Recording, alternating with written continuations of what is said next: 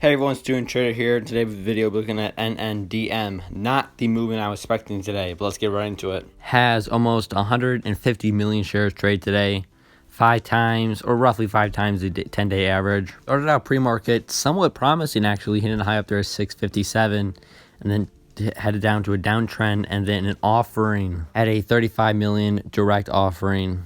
Really hate to see it, fell 100%. I'm going to be talking long term most of the video here, so yes, or 2 days ago, the stock was at 75 cents and the offering happened at $2.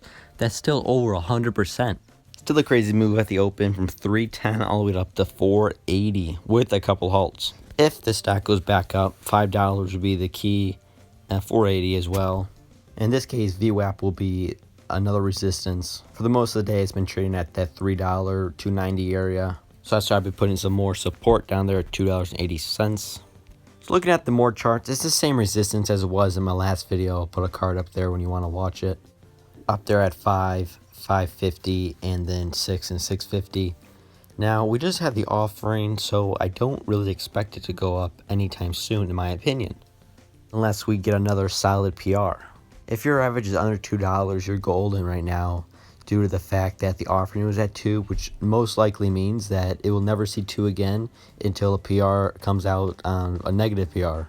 I've been looking to pick some up for a long-term trade here. Alright guys, that was NNDM chart and my prediction. Thank you guys for watching. The video, like, subscribe if you haven't. Questions, comments, opinions, drop down below. And I'll see you in the next one. Oh, and if you guys are on StockTwits, join my room at Student Trader. Alright, thank you guys for watching. See ya.